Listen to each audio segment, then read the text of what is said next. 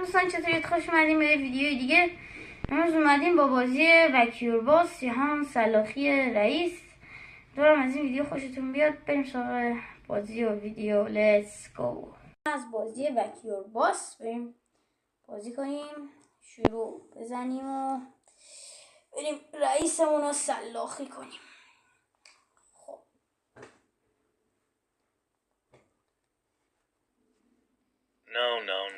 داره گیر میده، داره به ما گیر. الان ما میتونیم اینو بزنیم پدرشو در بیاریم. ما این حقو داریم چون نباید به ما گیر بده الکی. تو من دیگه کار ندارم، هرچی هم شد در رسید من دهن اینو باید سرویس. خب اول با این کشورش شروع میکنیم.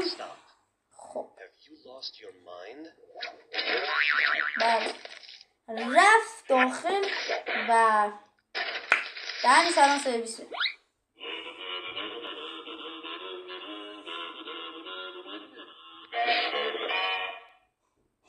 بله، هر وقت عصبانی میشه میاد میزنه،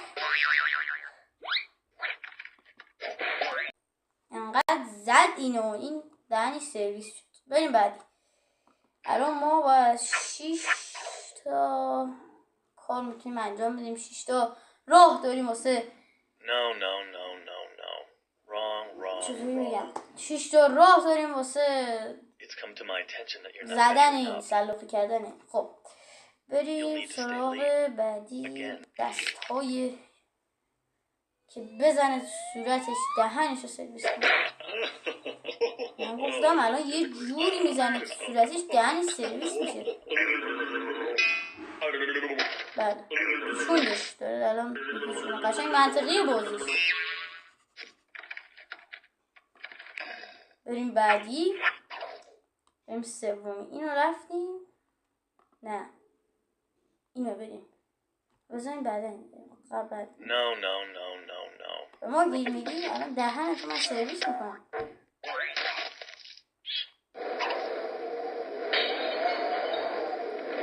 خیلی منطقی. بریم بعدی، چهارمی. بریم این. هنوز نیومده زدم و هنوز نیومده. چهار میخوای کنیم. تو چطوری این رئیس رو تو اینجا کردی؟ خیلی عجیبه. اصلا میگم بازی منطق داره، منطق بازی عالیه. بریم پنجمی. خب پنجمی، این صندلیه رو بذار در آخر.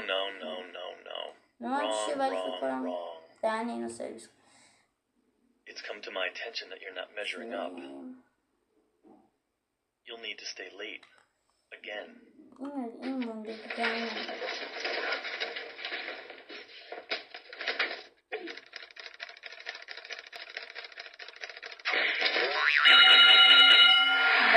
دهنشو سرویس کن.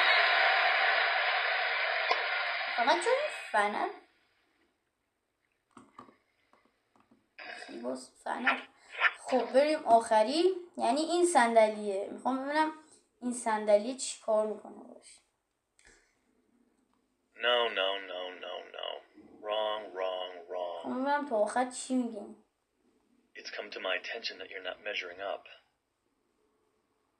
You'll need to stay late again with no overtime. Your project has to be completely. نظرم دهنشو باید سرویس کن.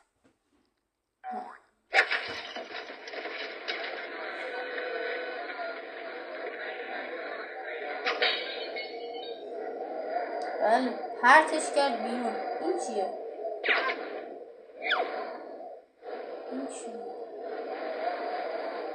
اگه این الان میاد اینو میخوره. بله